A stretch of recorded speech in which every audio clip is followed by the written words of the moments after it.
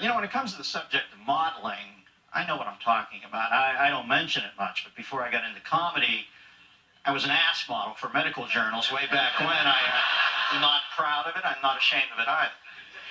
Now, I don't want to get off on a rant here, but when you see models gathered at a New York City night spot surrounded by a fawning entourage, it looks very, very glamorous. And you know why? Because it is fucking glamorous, all right? And that's what drives us crazy. It's not that they're beautiful people who look like they're having more fun than you. They are beautiful people having more fun than you. Let's face facts. There are people in Kosovo having more fun than you. Yeah, you, cable boy.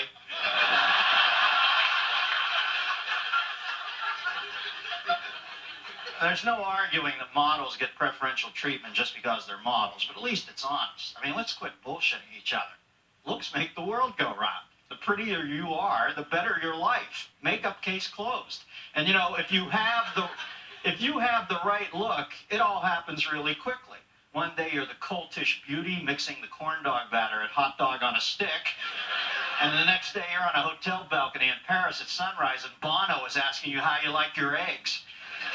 But it's not all glamour. Modeling is cutthroat at every level, even baby modeling. Just when you're getting the hang of sitting in that Michelin tire, along comes a cuddlier kid with bigger eyes and more dimples. Next thing you know, you're the fussy brat with a loaded diaper in the background of the Huggies ad.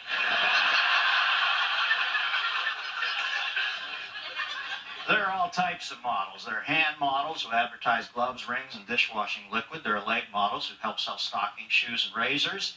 And then there are breast models who help sell bras, blouses, swimsuits, and beer, tires, lawnmowers, socks, golf clubs, pest control services, shock absorbers, cheese, paneling, toothpaste.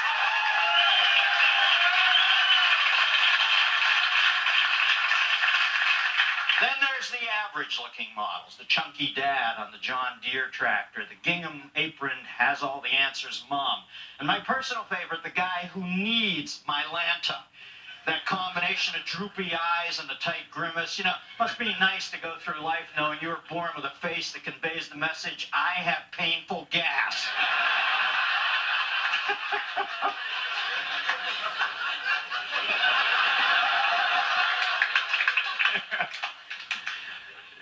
Even if you are stunning, it takes more than good looks to be a model. It takes guts.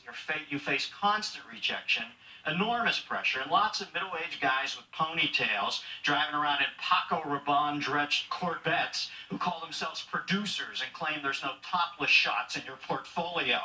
Young models are chum for asshole sharks. How ironic that the most exquisite-looking people in the world should end up choosing the profession that requires them to spend all day by the phone waiting for the most hideous people to call them. There are some guys who only date models. Donald Trump has a different model on his doughy arm every night. Yeah, well, believe me, it's not his choice. One night with Trump is like a winter night in Norway. It seems like 6 months. Guys like Trump dates lots of models, but the tiny Peter principle kicks in when it comes to dating supermodels. Now, what is the difference between a model and a supermodel? Well, a regular model will look at you and tell you to fuck off. But a supermodel doesn't even have to look at you to tell you to go fuck off. The era of the supermodel began when Linda Evangelista uttered the now infamous remark, I don't get out of bed for less than $10,000 a day. And I hope you've all noticed Linda hasn't been out of bed for about 13 months now. Don't waste your energy being jealous of models. Sure, they're the best of show of the human race, but let's not forget that their careers can be shorter than Mini-Me bending over to pick up Dr. Evil's monocle.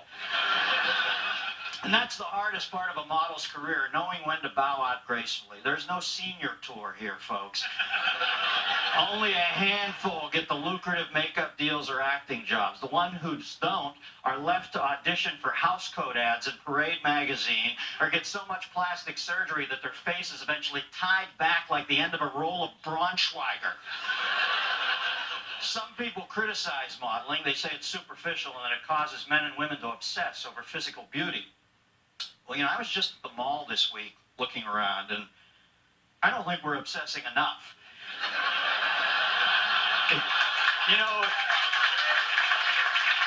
If you feel that Americans place too much emphasis on good looks, well, I suggest you go down to the food court right there near Sears and You stare at the unending Noah's Ark off-ramp of ugly parading by with stealth bomber-sized slices of Sbarro pizza dripping out of their three-tooth pie holes, and I guarantee you, you'll sprint home and light a fucking candle for Gia.